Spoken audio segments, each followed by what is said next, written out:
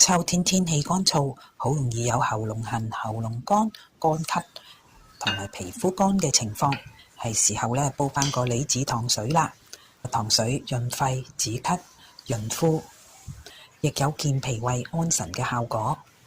50g 大參蓮子，怕苦味嘅朋友可以去除個蓮子心，但係如果你覺得不安同埋煩躁咧，最好都係保留蓮子心，因為蓮子心有好好嘅安神效果。洗乾淨啲蓮子，放喺一煲1000cc 水裏邊浸2個鐘頭。2個鐘頭之後，350g 一個水晶梨去核切塊，擺入煲裏邊。4粒無核小紅棗同埋2粒蜜棗，3片甘草，